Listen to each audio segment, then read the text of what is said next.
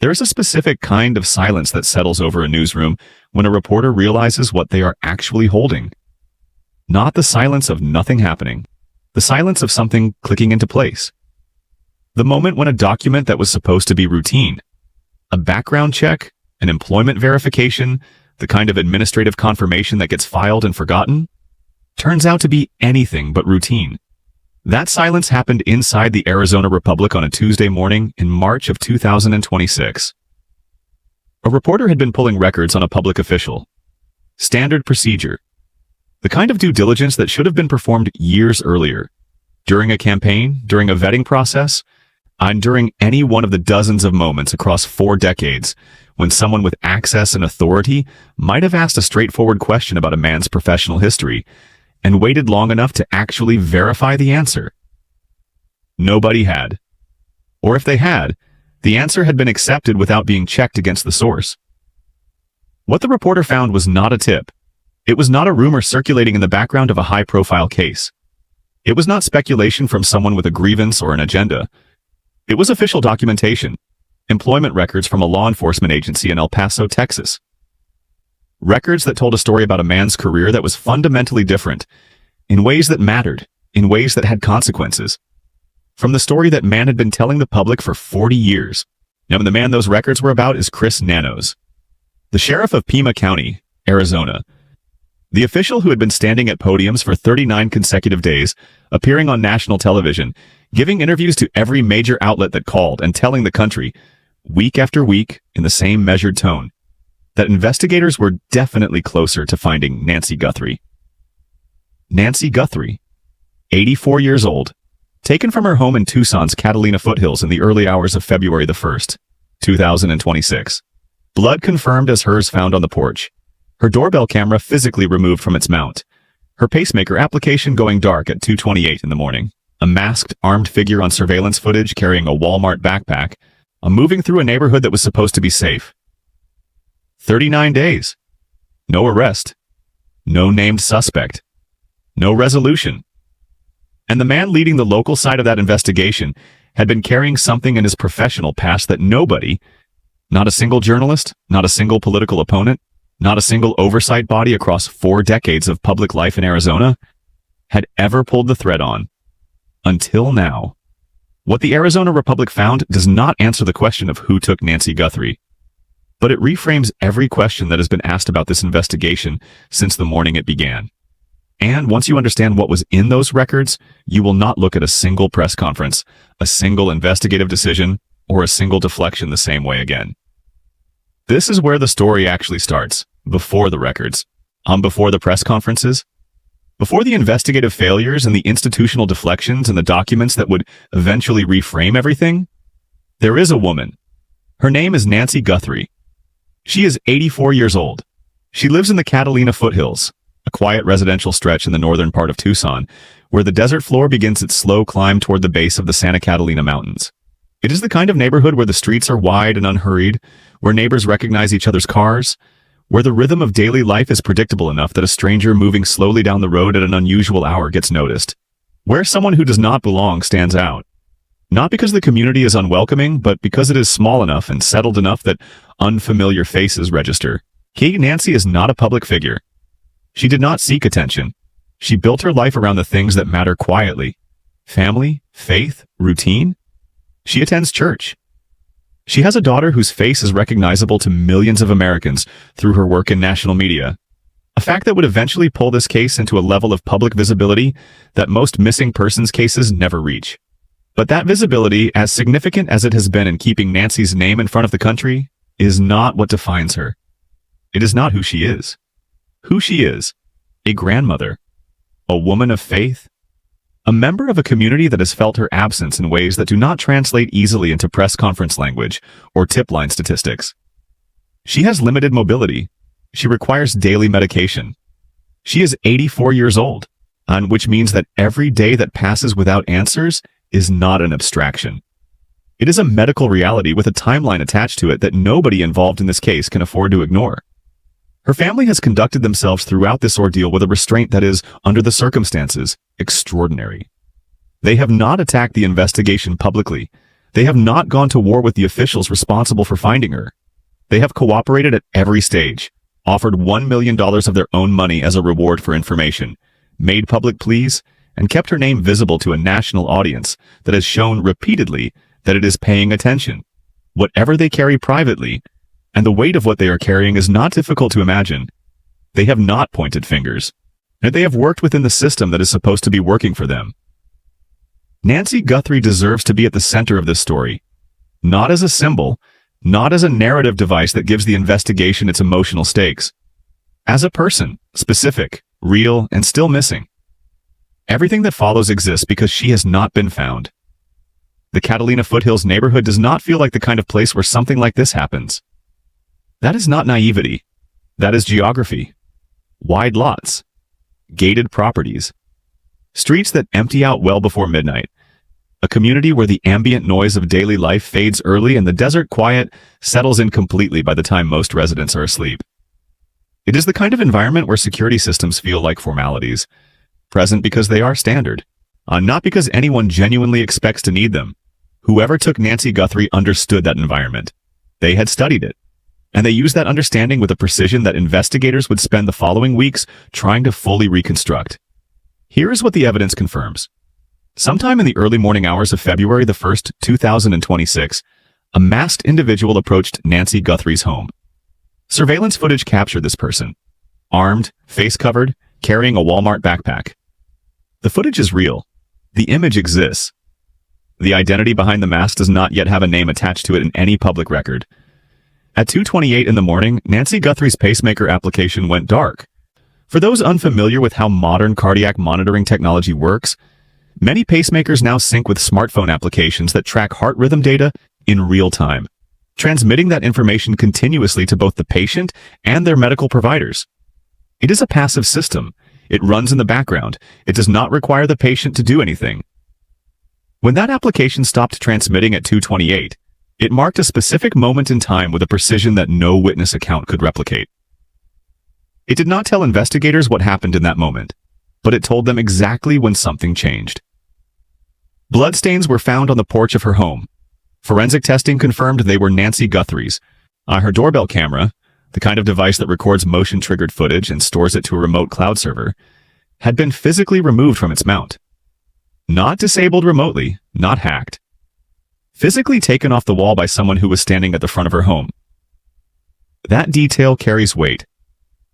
Disabling a smart doorbell camera remotely requires technical access, account credentials, network knowledge, a level of digital sophistication that leaves its own kind of trail. Physically removing it requires presence.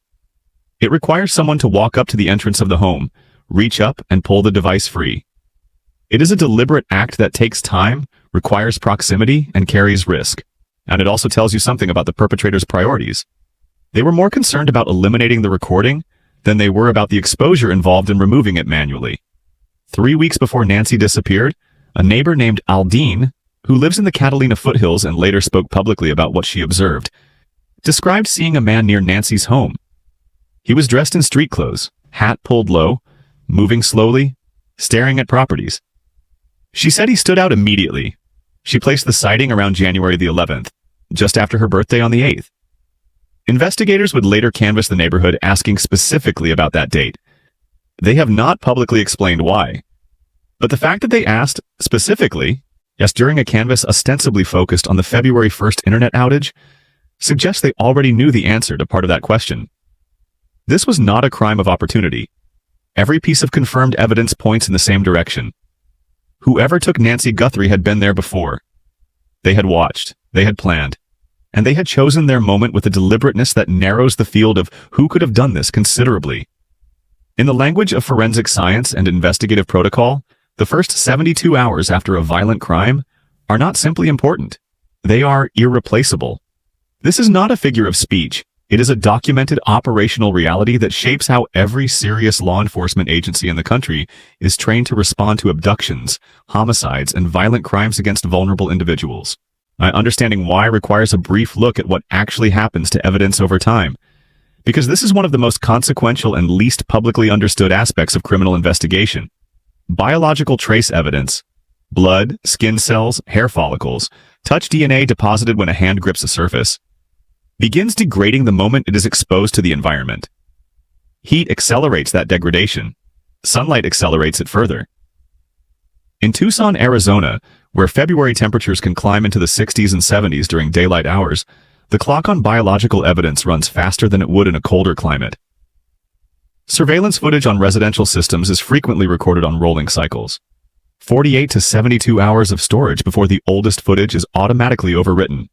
Witness memory, before it is shaped by media coverage, social media discussion, or the natural compression that time applies to recollection, is at its most detailed and most reliable in the hours immediately following an event. The physical condition of a crime scene exists in its most recoverable state in those first 3 days. After that, weather moves through. Foot traffic disturbs surfaces. Time does what time does. What is lost in that window cannot be recovered. It can only be worked around, and working around lost evidence is a slower, less certain, and fundamentally more difficult process than preserving it in the first place. How investigators treat that 72-hour window determines in large part how the rest of the case unfolds. In the Guthrie case, the first documented failure occurred at the scene itself. According to reporting from multiple outlets, including the Arizona Republic, the perimeter established around Nancy Guthrie's home in the immediate aftermath of her disappearance was inadequate. Not marginally. Not in a technical sense that required expert analysis to identify. Inadequate to the degree that members of the press were able to approach close enough to the property to visually observe bloodstains on the porch. Her blood, visible to reporters. Securing a crime scene is not an advanced investigative technique. It is the most fundamental first step of any criminal investigation. The action that precedes forensics, precedes witness interviews, precedes every subsequent decision in the entire investigative chain. You establish a perimeter, you control access, you document who enters and exits, you protect the physical integrity of the evidence before anything else happens. That is not optional. That is the foundation. When Sheriff Nanos was asked about the crime scene security on February the 5th, he acknowledged the failure. He said he would have preserved the scene longer if given a do-over. He said his team got what they thought was complete. That acknowledgement matters, not because it confirms catastrophic evidence loss, but because of the standard it reveals. What they thought was complete is not the same as what the protocol requires. In a case of this profile with this level of national attention and this degree of investigative complexity, the gap between those two standards is precisely where cases develop problems that compound over time. And the second decision that drew significant scrutiny involved the DNA evidence recovered from the scene. Forensic analysis confirmed that some of the samples collected were complex, mixed profiles from multiple individuals, requiring advanced separation and processing techniques. In cases of this nature, the standard resource is unambiguous. The FBI's laboratory at Quantico, Virginia, exists specifically for situations like this one. It carries the technology, the institutional expertise, and, critically, direct integration with CODIS, the Combined DNA Index System. CODIS is the FBI's national genetic database containing profiles from convicted offenders, arrestees, and forensic evidence collected from crime scenes across the country. If a DNA profile recovered from a crime scene matches anyone in the American law enforcement system, the fastest and most reliable path to finding that match runs through federal laboratory channels. Nanos did not send the evidence to Quantico. He sent it to DNA Labs International, a private laboratory in Deerfield Beach, Florida. Forensic experts who commented publicly on this decision were direct in their criticism. Private laboratories, regardless of their accreditation, do not carry the same database access or processing infrastructure as the FBI's federal facility. In a case where mixed DNA profiles need to be separated, analyzed, and run against the broadest possible database, the choice of laboratory is not a logistical footnote. It is a strategic decision with direct consequences for how quickly, and whether, a match is ever found. As of the time of this reporting, the DNA evidence has not returned a usable match from CODIS. That result is not the end of the forensic road. Analysis continues, but every day that passes without a match is a day that the most potentially definitive physical evidence in this case has not yet delivered what it might hold. And the decision about where to send that evidence, made in the earliest, most critical days of the investigation, cannot be unmade. From the moment this case went national, Chris Nanos was present. Not present in the way that investigators working a case are present. quietly, methodically, away from cameras, building an evidentiary record that will eventually support a prosecution. Present in the way that a public official who understands the value of visibility is present. On NBC, on Fox News, on The Today Show, on the IST, at press conferences where the cameras were lined up and the questions were predictable and the answers could be calibrated carefully before delivery. He was the face of this investigation, the voice the country heard when it wanted to know what was happening. The official who stood at the podium and absorbed the weight of national attention while projecting the steady, measured confidence of someone who had this under control. And week after week, he delivered the same phrase. Investigators were definitely closer. No timeline attached to it. No specifics about what closer meant in operational terms. Closer to identifying a suspect. Closer to making an arrest. Closer to finding Nancy Guthrie alive. Just closer. The same two words, cycling through press conference after press conference, offering the appearance of forward momentum without the substance of it. By week 5, the phrase had become something that reporters noted and audiences recognized. Not as reassurance, but as a pattern of non-answer, dressed in the language of progress.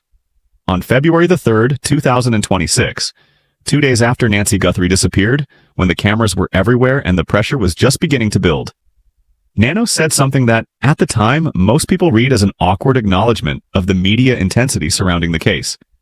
He said, "I'm not used to everybody hanging on my words and then trying to hold me accountable for what I say." In the moment, that statement was extended grace. Leading a high-profile investigation under national scrutiny is genuinely difficult. Every word gets parsed. Every update gets analyzed. It is reasonable for a law enforcement official to feel the weight of that attention and to express, however clumsily, that the pressure is real. But read that statement now. After the El Paso records, after the resume that listed 1984 when the official documents show 1982, after good luck with your hit piece, after 2 clerical errors that somehow spanned 40 years without anyone noticing. It is not an awkward remark. It is not media pressure finding an unguarded moment of expression. It is an accurate description of a 40-year operating philosophy, stated plainly, in public, into a microphone, during a national missing persons investigation. Chris Nanos had not been held accountable. Not for what happened in El Paso. Not for the gap on his resume. Not for the circumstances under which he left his last law enforcement position before arriving in Tucson.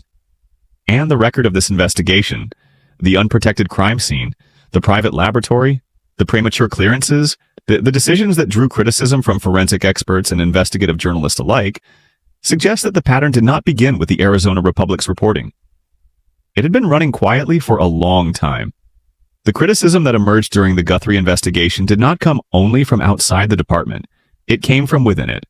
Sergeant Aaron Cross serves as president of the Pima County Deputies Organization, the body elected by the deputies themselves to represent their professional interests. He is not an outside critic with an agenda. He is the person whose job is to speak for the officers who work under Nanos every single day. During the investigation, Cross gave a statement to the New York Post. He described Nanos as treating the search for Nancy Guthrie as a personal ego case. Those are not the words of someone looking for attention. That is a verdict delivered from inside the building by the person most directly positioned to observe how the man at the top of the chain was approaching the most significant case his department had ever handled. Cross did not stop there. When the United Cajun Navy, and a volunteer search and rescue organization with documented experience in large-scale operations, submitted a 41-page proposal to assist the search, the proposal included thermal drones, 25 specialized canines, and coordinated desert grid sweeps across the terrain surrounding the Catalina foothills. Nanos's official response was to tell them to stand down. Cross publicly disagreed. He stated that more help is always better than less. The gap between those two positions, the sheriff saying stay out and the deputies union president saying bring in the help, is not a minor internal disagreement. It is a window into how this investigation was being experienced by the people closest to it. Not from the outside looking in. From the inside, looking directly at the man making the calls. There is one more moment worth examining before we get to the records themselves. During the investigation on a specific day when the Guthrie family was making their public plea, appearing on camera, speaking directly to whoever had taken Nancy, or asking for her safe return, Chris Nanos was at a college basketball game. When that detail became public, it generated the kind of reaction that is difficult to walk back. There is an argument, not an unreasonable one, that investigators need rest, that a sheriff has a life, that attending a sporting event does not mean a case is being neglected. That argument can be granted in full, and it still does not resolve the image. The optics of the man leading this investigation sitting in a stadium on the same day, his department's victim's family was on camera begging for help, speak to something that goes beyond scheduling. They speak to attunement, to whether the person at the top of this investigation fully grasps what this case means to the people whose lives have been suspended by it. The Guthrie family has not said a word about it publicly. That restraint does not mean the question should not be asked. It means someone else has to ask it. Now we get to the documents, and it is worth being precise about what that word means in this context. Because the distinction between documentation and allegation is one of the most important distinctions in any serious investigation, and it is one that gets collapsed too easily in the coverage of high-profile cases. The Arizona Republic did not publish a rumor. They did not run with an anonymous tip from someone with a personal grievance against Chris Nanos. They did not aggregate speculation from online forums or construct a narrative from secondhand accounts. They obtained official employment records from the El Paso Police Department. Institutional documentation, the kind of paperwork that exists because law enforcement agencies are among the most internally documented employers in the country, and they are that way for a specific reason. Police work involves the use of force. It involves the deprivation of liberty. It involves the exercise of authority over citizens in circumstances that range from routine to life-altering. Because of that, the accountability infrastructure inside law enforcement agencies is more formalized, more layered, and more paper-intensive than almost any other profession. Every complaint filed against an officer generates documentation. Every disciplinary action, every suspension, every use of force incident, every internal affairs review creates a record. That record exists not as a bureaucratic formality, but as the mechanism through which departments track patterns, make personnel decisions, and protect themselves legally when those decisions are challenged. Getting to the point where a department initiates termination proceedings against an officer means that the internal documentation has crossed a formal institutional threshold.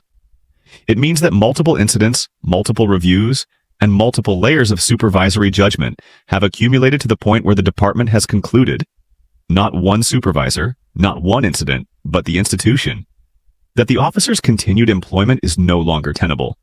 The option to resign in lieu of termination is not extended as a courtesy. It is a calculated institutional mechanism.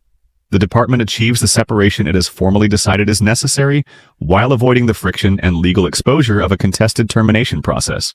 The officer leaves, the file stays, and without anyone pulling those records, without a reporter, an oversight body, or a political opponent doing the basic work of verification, the public never learns what was in them. Here is what was in Chris Nanos' file from El Paso PD insubordination. In a police department or an institution built entirely on chain of command, on rank structure, on the foundational premise that officers follow the direction of those above them, insubordination is not a minor administrative infraction. It goes to the core of whether a person can function within a structured organization. It raises questions not just about behavior in a specific moment, but about a fundamental and consistent orientation toward authority, toward institutional hierarchy, toward the expectations of the organization that employs you and the colleagues who depend on you to operate within its structure. Excessive force. This finding carries weight in two directions simultaneously. It tells you something about how Nanos operated in the field, about the decisions he made in high-pressure situations when the outcome was not being recorded or reviewed in real time.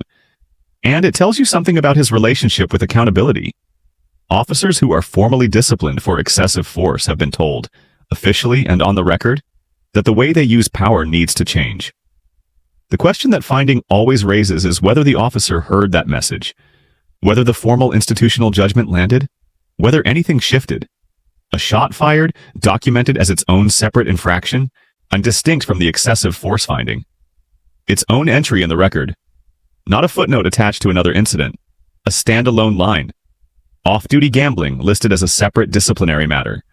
Not a procedural violation buried in administrative paperwork. Off-duty conduct. Behavior that occurred outside the job on the officer's own time.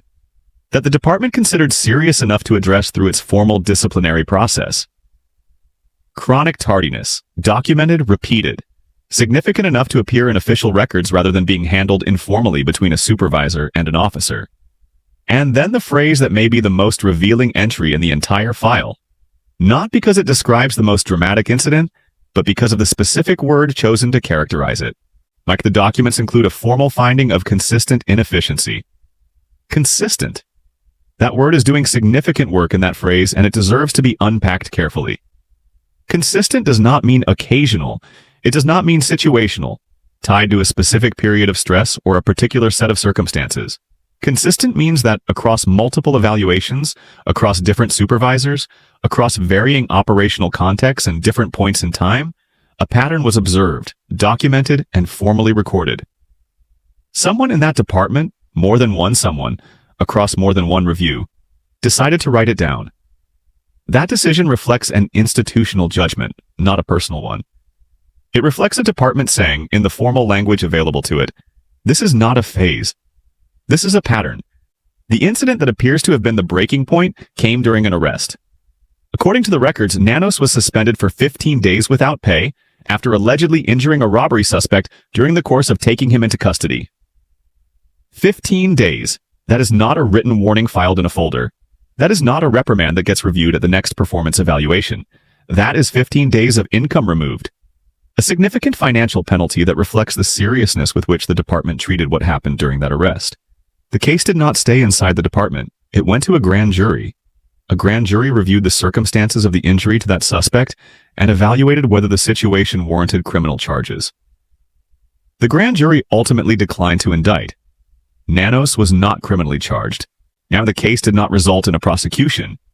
But the fact that it reached a grand jury, that the circumstances of a single arrest were serious enough to be reviewed for potential criminal accountability by a body of citizens convened specifically for that purpose, is not a footnote in this record.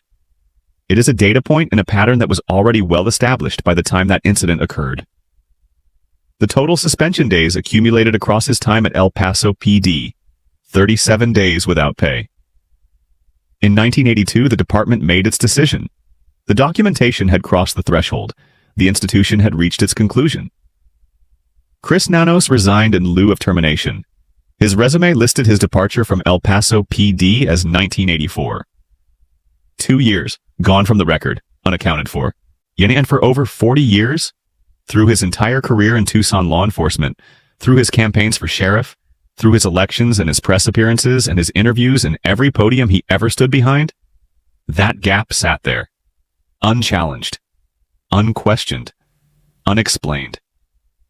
Nobody went back to verify. Nobody pulled the El Paso records. Nobody asked why a man who built his entire public identity around a career in law enforcement had never once mentioned that his last position before Tucson ended with him being shown the door. Until a reporter at the Arizona Republic did. When the Arizona Republic went to Chris Nanos with what they had found, the moment carried weight on both sides. For the newspaper, it was the standard final step of responsible investigative journalism, giving the subject of a report the opportunity to respond before publication. Not a courtesy, a professional and ethical obligation. You present the person with what you have found. You give them the chance to provide context, offer an explanation, correct a factual error if one exists. You document their response, whatever it is, and you include it in the story. For Nanos, it was something else entirely. It was the moment when 40 years of an unchallenged narrative met official documentation for the first time. And how a person responds in that moment, not in a prepared statement crafted by a communications team, not in a press conference with a podium between them and the questions, but in the immediate, unguarded moment when the records are placed in front of them, tells you something that no resume and no campaign biography ever could. He had choices. He could have been transparent. He could have acknowledged the records directly and offered an explanation. He could have said that he was young when those incidents occurred, that he made mistakes, that the decades of service he had given to Tucson and Pima County since then represent a different chapter, one that he believed spoke for itself. He could have said that the circumstances of his departure from El Paso were complicated, that he had grown professionally in the years since, that the man documented in those 1982 records was not the man standing at the podium today.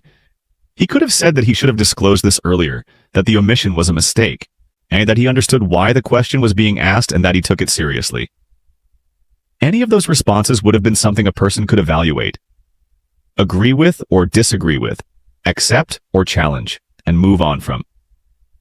They would have been human responses to a difficult question. Imperfect, perhaps, but recognizable as the kind of answer a person gives when they are engaging honestly with something uncomfortable from their past. Instead, he wrote back, "That's your urgent request? You sure you don't want to go back to my high school and ask why I got swatted from the principal? Good luck with your hit piece." That was his response, word for word, to a newspaper presenting him with official employment records.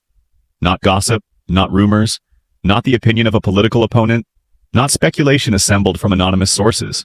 Official documents showing that his own resume does not accurately reflect when he left his previous employer or the circumstances under which he left. His response was to mock the question, to compare a documented disciplinary history, insubordination, excessive force, a grand jury review, 37 days of unpaid suspension, to a school disciplinary incident, to frame an inquiry grounded entirely in public records as a hit piece. That response is worth sitting with for a moment. Not because it is surprising in retrospect, given everything the records revealed about his relationship with accountability, but because of what it demonstrates about how he processes scrutiny. The instinct was not to engage. It was not to explain. It was not even to deflect with the kind of careful, lawyerly non-answer that public officials typically reach for when they are caught in an uncomfortable position. The instinct was contempt, immediate, unfiltered, and directed at the act of asking the question itself.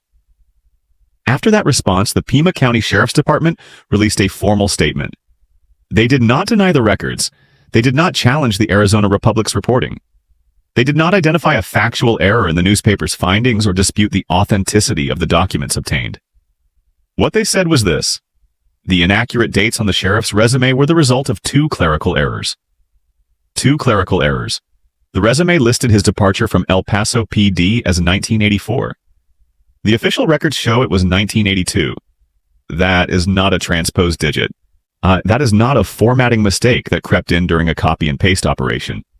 That is not an administrative oversight of the kind that produces a wrong middle initial or a misspelled street address. 1982 and 1984 are not the same year. They are 2 years apart. 2 full years during which, according to those official records, Chris Nanos had already been separated from that department under circumstances that, if accurately represented on a resume, would have required some explaining to anyone who read it carefully. The department quietly updated the resume, and while doing so, they admitted a second error that had not been included in the Arizona Republic's original report. His promotion to the rank of captain was listed as 2009. The actual year was 2007, and 2 separate dates. 2 separate errors. Both corrected without announcement. Both attributed to administration. Here is what that pattern of response reveals. And this matters not just as a detail about resume accuracy, but as a window into institutional behavior. When presented with evidence that directly contradicts an official account, the response from this department was not acknowledgement.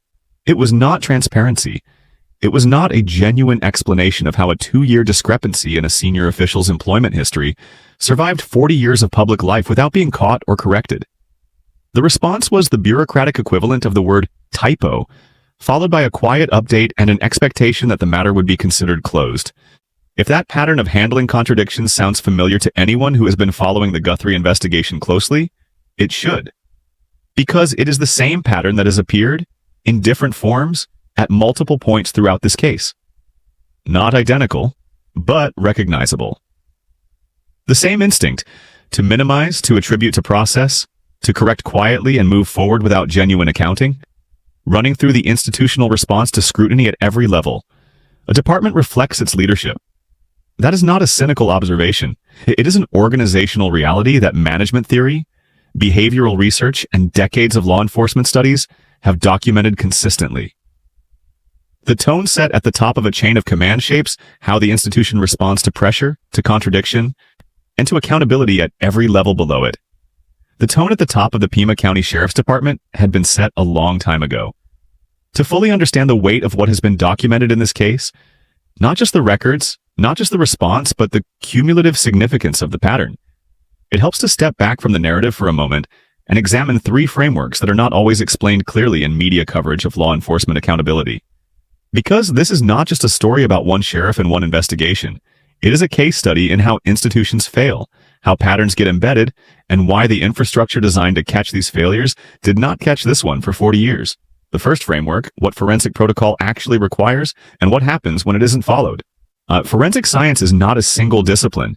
It is a collection of specialized fields: DNA analysis, trace evidence examination, digital forensics, bloodstain pattern analysis, among others. Each with its own methodology, its own standards, and its own chain of custody requirements. What unifies all of them is a foundational principle. The integrity of evidence depends entirely on how it is handled from the moment it is collected. Chain of custody is the formal documentation of every person who handles a piece of evidence from the moment it is collected at a crime scene to the moment it is presented in a courtroom. Every transfer, every analysis, every storage condition, every individual who had access. That documentation exists because evidence that cannot be proven to have been handled properly, evidence whose chain of custody has gaps, inconsistencies, or unexplained transfers, becomes vulnerable to challenge in court. A defense attorney does not need to prove that evidence was tampered with. They only need to demonstrate that the documentation does not conclusively rule it out. When DNA evidence from a high-profile case is sent to a private laboratory rather than a federal facility, the chain of custody does not break automatically. But the evidentiary pathway becomes more complex. The database access is more limited. The processing infrastructure is less robust. And if that evidence eventually needs to be presented in a federal prosecution, which, given the FBI's involvement in this case, it is a realistic possibility, every decision made about how it was handled in the earliest days of the investigation will be examined under a standard of scrutiny that leaves no room for "we thought it was complete." The second framework, behavioral psychology and what documented patterns actually tell us. Behavioral psychology draws a clear and important distinction between isolated incidents and behavioral patterns. An isolated incident tells you that a person made a specific decision in a specific context, under specific pressures.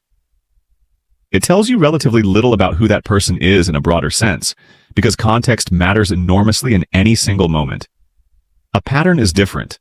A pattern, documented across multiple incidents, multiple contexts, multiple supervisors, on multiple time periods, tells you something about how a person consistently responds to certain types of situations, to authority, to accountability, to institutional constraint, to scrutiny. The disciplinary record from El Paso PD is not a collection of isolated incidents: insubordination, excessive force, off-duty conduct, chronic tardiness, consistent inefficiency. Each of those findings occurred in a different context, under different circumstances, at different points in time. Together, they describe not a series of bad days, but a consistent orientation toward rules, toward hierarchy, toward the expectations of the institution. That was observed, documented, and formally recorded by multiple people across multiple years. What behavioral patterns do not tell us is whether a person is capable of change. Growth is real, and people evolve. A record from 1982 does not automatically define a person's capacity in 2026. But what a pattern does establish is a baseline, a documented starting point that creates a legitimate framework for evaluating subsequent behavior. When the subsequent behavior includes a response of "good luck with your hit piece" to official documentation and a department-level explanation of clerical errors for a 40-year discrepancy, the baseline and the present moment begin to look less like a before and after story and more like a continuous line. The third framework, the role of resume accuracy in elected public office, and why it is not a minor administrative matter. When a person seeks elected office on the basis of their professional background, when the central argument for why voters should trust them with authority is the career they have built and the experience they have accumulated, the accuracy of that professional record is not a bureaucratic detail. It is the foundation of the public trust being requested. Voters in Pima County elected Chris Nanos to lead their sheriff's department based, in significant part, on his law enforcement background. That background was presented to them through a resume, a professional biography, and years of public statements that described a career progression from El Paso to Tucson to the sheriff's office. What was not presented to them, what was never disclosed, never mentioned, never addressed until a newspaper pulled records, was that the El Paso chapter of that career ended with a forced resignation following a documented pattern of insubordination, excessive force, off-duty misconduct, and consistent inefficiency. That is not a clerical error. That is a gap in the information that voters, oversight bodies, vetting processes, and the public needed in order to make an informed judgment about the person asking for their trust. The fact that the gap survived 40 years does not make it smaller. It makes the question of how it survived larger.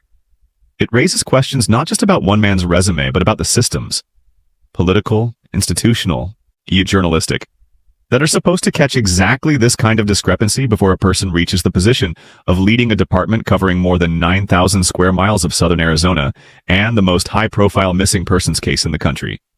Those systems did not catch it. A single reporter at a single newspaper did. And the question that raises, about vetting, about oversight, about the infrastructure of public accountability, is one that extends well beyond this case and well beyond this sheriff. Right here, before we go any further, drop a comment and tell us, where are you watching from today? We have viewers tracking this case from coast to coast, and we want to know who is in this with us. And if you have been following since the beginning, hit that like button right now. Every signal this video gets puts it in front of someone who might have a piece of information that matters. Share it. Post it. Send it to someone in Arizona. You never know who is watching. In the absence of an arrest, in the absence of a named suspect, and in the absence of any public confirmation that investigators have identified who took Nancy Guthrie, the evidentiary record supports several competing theories about what happened on February the 1st and why. Each deserves to be examined honestly, not elevated beyond what the evidence supports, not dismissed without explanation, but evaluated on its own terms against what is actually confirmed. This is how serious investigative analysis works, not by selecting the most dramatic theory and building a narrative around it, by laying out what the evidence supports, and identifying where each theory holds and where it strains, and letting the audience weigh what they are looking at. Theory 1. A targeted abduction motivated by financial gain. This is the theory that the available evidence most directly supports, and it is worth understanding precisely why. The level of premeditation documented in this case is not consistent with a crime of opportunity. The apparent reconnaissance of the neighborhood in the weeks before February the 1st. The physical removal of the doorbell camera rather than a remote disable. The disruption of neighborhood internet service during the exact window of the abduction. And the timing relative to Nancy Guthrie's church live stream schedule. A detail that suggests knowledge of her personal routine, specific enough to calculate a 12 to 14-hour head start before her absence would be reported. The armed, masked approach with a prepared backpack. Each of those elements individually could be explained. Together, they describe an operation that required planning, preparation, and a level of knowledge about the target that does not accumulate by accident. Ransom notes of uncertain origin have been referenced in reporting, though their full contents and confirmed authenticity have not been publicly established by law enforcement. The family's financial profile would make them a logical target for a financially motivated abduction. The $1 million reward offered by the family, their own money, and not institutional funds, reflects both their resources and their desperation. Where this theory strains, financially motivated abductions typically involve active communication between the perpetrators and the family or law enforcement. The nature, frequency, and content of any such communication in this case has not been publicly confirmed. Law enforcement routinely suppresses that information to protect ongoing negotiations or investigative strategy, which means the absence of public confirmation does not rule out the theory. But it is a gap the theory has to carry. Theory 2. A targeted abduction motivated by something other than money. This theory holds that the perpetrator had a specific connection to Nancy Guthrie, her family, or her immediate environment that goes beyond financial calculation. And the operational knowledge demonstrated, the familiarity with her home security setup, her daily routine, the layout of her neighborhood, suggests someone who had access to information that is not publicly available. That level of familiarity can be acquired through surveillance, as the January 11th sighting suggests. But it can also exist because of a prior relationship, a professional connection, or access to information about the household that came through channels closer to the target. Where this theory strains, the Guthrie family has been publicly cleared by the investigation's own findings. There is no confirmed person of interest with a documented connection to the household who has been publicly identified. This theory remains open but lacks a confirmed anchor point in the public record. It cannot be dismissed. The evidence does not rule it out. But it currently rests on inference rather than documented fact. Theory 3. A coordinated operation involving more than one individual. The sophistication of what occurred on February the 1st has led a number of analysts and investigators who have commented publicly on this case to question whether a single individual, acting alone, could have executed every element of it. The internet disruption affecting multiple homes in the neighborhood, the physical removal of the doorbell camera, the armed approach, the extraction of an 84-year-old woman with limited mobility from a secured residence in the early hours of the morning, the apparent prior surveillance, the selection of a timing window that maximized the head start before discovery. Each of those elements is individually achievable by a single person. But the combination, executed cleanly without triggering an immediate alarm response, without leaving behind the kind of physical evidence that has yet produced a usable identification, suggests either an exceptionally organized individual operating with a high degree of preparation, or more than one person dividing the operational responsibilities. The mixed DNA profiles recovered from the crime scene are relevant here. Mixed profiles, genetic material from multiple individuals present at the same location, do not confirm the presence of multiple perpetrators. Innocent explanations exist for the presence of multiple DNA profiles at a residential property. But in the context of this case, the mixed profiles are a data point that this theory has to account for, and that investigators have to resolve before the DNA evidence can be considered fully analyzed. Where this theory strains, the surveillance footage captured what appears to be a single masked individual. No public reporting has confirmed the presence of a second person at the scene during the abduction itself. The theory is supported by the operational complexity of what occurred, but is not yet anchored by confirmed physical evidence of multiple perpetrators. What all three theories share is this: they all require a perpetrator, or perpetrators, with prior knowledge of Nancy Guthrie, her home, her routine, and her neighborhood. The random stranger theory, the crime of pure opportunity, the abduction by someone who simply happened to be in the Catalina foothills at 2 a.m. with no prior connection to the target. That theory is not supported by the evidence. The premeditation is too documented. The operational knowledge is too specific. The timing is too precise. Whoever took Nancy Guthrie knew what they were doing before they arrived. The question that remains, the question that 39 days of investigation, tens of thousands of tips, hundreds of thousands of hours of surveillance footage review, and more than $1 million in reward money have not yet answered, is who that person is, and whether the decisions made in the earliest, most critical days of this investigation gave them more time than they should have had. Here's a question for everyone watching, and we want your genuine analytical thinking on this, not just a gut reaction. Based on everything you have heard so far, which of these three theories do you find most supported by the confirmed evidence? Not the most dramatic, not the most emotionally compelling, the most evidentially grounded. Drop your answer in the comments and tell us why. The most detailed responses get pinned. We read every single one. 39 days after Nancy Guthrie was taken from her home, this is what is confirmed. Not theorized, not speculated. Confirmed through official statements, verified reporting, and documented investigative activity. The FBI remains actively involved, and federal agents from the Phoenix field office have been working this case alongside Pima County investigators since the earliest days of the investigation. That federal presence matters, not just symbolically, but operationally. The FBI brings database access, analytical resources, and investigative infrastructure that local departments cannot replicate independently. Whatever the questions surrounding the local side of this investigation, the federal involvement represents a layer of institutional capability that has been present throughout. On March the 5th, FBI and Pima County agents conducted a coordinated door-to-door canvass through the Catalina foothills neighborhood. They were asking residents two specific questions. The first was expected given the investigative timeline.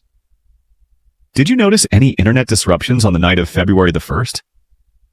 The second question was not expected, and it has not received the level of public attention it deserves. Did you have any video footage from January the 11th? January the 11th, 3 weeks before Nancy Guthrie disappeared. Investigators have not publicly explained why they want footage from that specific date. In law enforcement, the questions asked during a canvass are not random. They are constructed around what investigators already know or strongly suspect. When agents conducting a canvass about a February 1st abduction ask specifically about footage from January the 11th, it means they have identified something. A sighting, a vehicle, a pattern of movement, an event that they believe connects those two dates. The neighbor named Aldine, who spoke publicly about what she observed in the weeks before Nancy disappeared, placed her sighting of an unfamiliar man near Nancy's home around January the 11th. Dressed in street clothes, hat pulled low, moving slowly, staring at properties. If that account is accurate, and it has not been contradicted by any official statement, it aligns with what investigators appear to be looking for. Possible reconnaissance. Possible pre-operational surveillance of the neighborhood. Possible movement by the perpetrator before the abduction was carried out. A damaged utility box was found around the corner from Nancy Guthrie's home, and investigators confirmed they are examining whether that box is connected to the reported internet outage on the night of February the 1st. The outage that neighbors say disrupted their home surveillance systems during the exact window when she was taken. If that connection is confirmed, it would represent a level of operational planning that goes significantly beyond what most residential abductions involve. Disrupting neighborhood surveillance infrastructure before an abduction requires either technical knowledge, physical access to utility infrastructure, or both. Here is where the physical evidence currently stands based on confirmed reporting. The mixed DNA recovered from the crime scene has not returned a usable match from CODIS. The gloves found 2 meters from the scene were traced to a restaurant worker with no connection to the case. The vehicle captured on Ring camera footage near 2:36 in the morning has not been identified despite review of hundreds of thousands of vehicles. The gun holster, described by firearms experts as an unusual universal fit type, not commonly associated with standard retail purchases, has not led to an identification. The Walmart backpack has not been traced to a specific buyer. The FBI tip line has, by the Bureau's own acknowledgement, seen tips taper since the initial surge in the days immediately following the abduction. That tapering is a documented pattern in high-profile missing persons cases. Public attention is intense in the early weeks and gradually diffuses as the case moves out of the daily news cycle. It does not mean the investigation has lost momentum internally, but it does mean that the window during which the broadest possible public engagement is generating the highest volume of incoming information has narrowed. The total financial incentive for anyone with information currently exceeds $1 million. The family's $1 million reward remains active. The FBI's $100,000 reward remains active. Tucson Crime Stoppers adds additional funds on top of that combined total. No arrest has been made. No suspect has been publicly named. No resolution is imminent based on any public statement from any law enforcement agency involved in the case. If you have information, any information, regardless of how minor it seems, about the disappearance of Nancy Guthrie, the FBI tip line is 1-800-CALL-FBI. Tips can also be submitted online through the FBI's official tip portal. The family's reward information and tip submission details are publicly available. Every piece of information matters in a case where investigators are still working to build a complete picture of what happened on February the 1st and in the weeks leading up to it. Nancy Guthrie is 84 years old. She requires daily medication. She has limited mobility. Time is not a neutral variable in this case. It never has been. There is a question that has been circling this case for weeks. It has been present in every press conference that ended without new information, in every week that passed without an arrest, in every document that surfaced to complicate the picture of the man who has been the public face of this investigation. It has been felt by the deputies who work under him, stated plainly by the president of their own union, and implied by every forensic expert who looked at the early investigative decisions and said, carefully, professionally, on the record, that this is not how it should have been done. Nobody in Tucson's law enforcement or political establishment has been willing to ask it out loud. So we will. Given the failures documented on his watch during this investigation, the unprotected crime scene, the private laboratory, the premature clearances, the basketball game, the accusation of withholding evidence from the FBI, and given what the Arizona Republic found about his history before Tucson, is Chris Nanos the right person to be leading the local side of this investigation? And was there someone in a position of authority in Arizona, the governor's office, the FBI's chain of command, the Pima County Board of Supervisors, who is asking that question seriously? Privately, if not publicly? And if not, why not? The people who have the power to ask it are not asking it publicly. The Guthrie family, out of dignity and strategic necessity, will not ask it directly. And Nanos himself has made clear through every response to scrutiny he has given that he does not consider accountability an obligation that applies to him in the way it applies to others. But accountability does not require permission. It compounds. Every week that passes without an arrest. Every piece of evidence whose chain of custody carries a question mark. Every decision that a forensic expert looks at and says this is not standard practice. Each of those is a data point writing itself into the record of this investigation, whether or not anyone in Tucson is ready to read it. We want to be precise about what we are and are not saying. We are not saying Chris Nanos took Nancy Guthrie. We are not saying his past in El Paso is disqualifying on its own. We are not saying the Guthrie investigation has been run incompetently from top to bottom. Because there are federal agents, forensic specialists, and investigators in this case whose work cannot be evaluated from the outside, and who may be right now closer to a resolution than any public reporting reflects. What we are saying is this. The man leading the local side of this investigation has been carrying a lie through omission, through a falsified date on his resume, through 40 years of silence about the circumstances under which he left his previous law enforcement position. That lie was not discovered because he came clean. It was discovered because a newspaper pulled records. When confronted with those records, his response was contempt, and his department's explanation for a 2-year discrepancy in a senior official's employment history was 2 clerical errors. Nancy Guthrie is 84 years old. She has been missing for 39 days. Her family has remained dignified, cooperative, and hopeful through every one of those days. They have offered everything they have. They have asked for nothing except answers. They deserve better than good luck with your hit piece. Before we close, what is the single detail in this case that you cannot stop thinking about? And not the most dramatic moment, the detail that feels most significant to you analytically. Drop it in the comments. Tell us what you are seeing that you think is not getting enough attention. We read every response. We build future episodes around the questions this audience raises.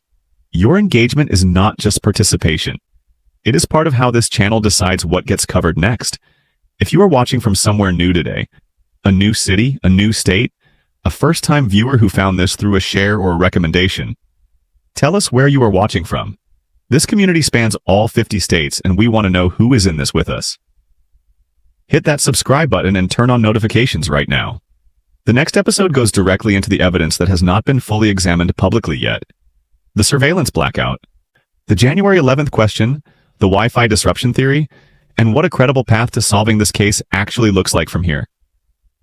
Every angle, every confirmed fact, no speculation dressed up as conclusion. Nancy Guthrie deserves every question being asked loudly. Her family deserves every resource this community can generate. And the answers, wherever they are, deserve to be found. We will see you in the next one.